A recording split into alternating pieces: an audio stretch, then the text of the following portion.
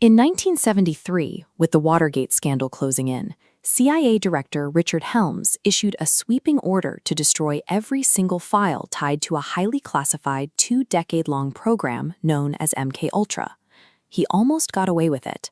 But 4 years later, a Freedom of Information Act request uncovered a massive oversight.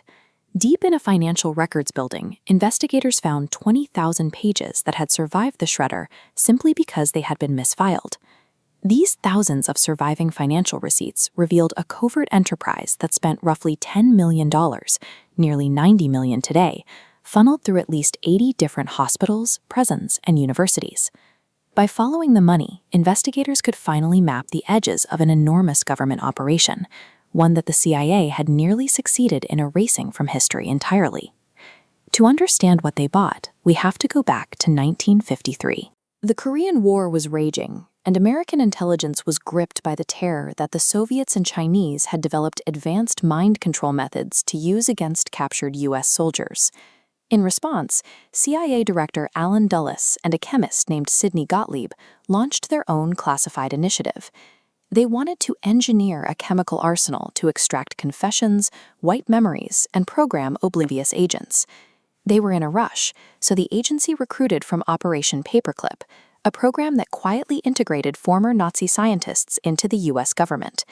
Men who had conducted interrogation experiments in concentration camps were brought in to advance the CIA's psychological research.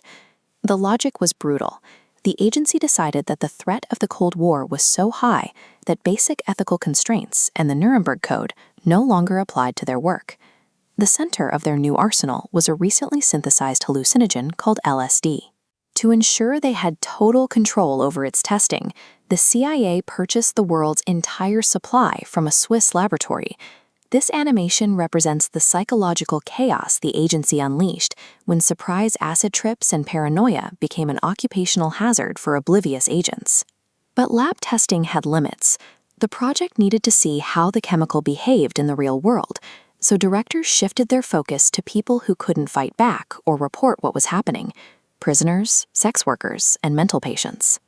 On the streets of San Francisco, the agency set up several safe houses under Operation Midnight Climax. They converted these apartments into brothels equipped with two-way mirrors, where they slipped LSD into the drinks of unsuspecting clients to film their reactions. By exploiting the secrecy of the underground economy, the CIA turned the American public into a vast, unwitting laboratory. The funding trail also crossed into Canada.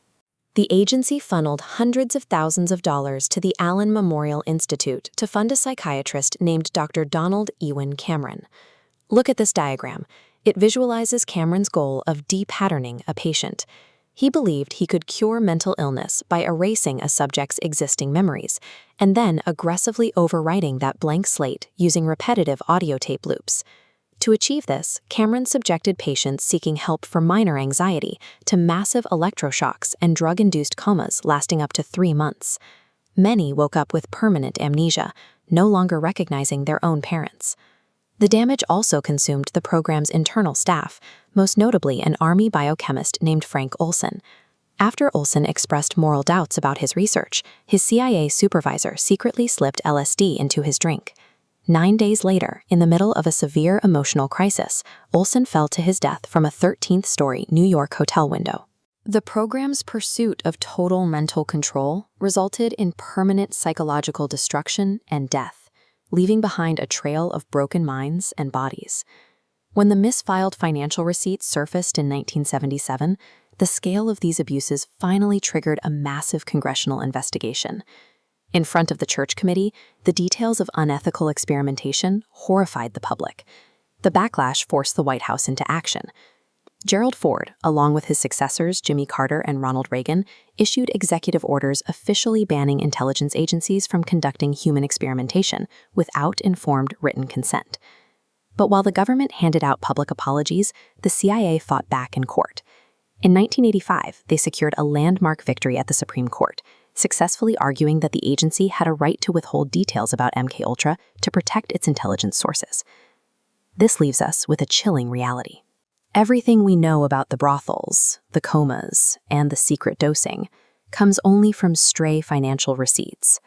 The actual operational files and scientific notes were fed into Richard Helms's shredders in 1973, disappearing in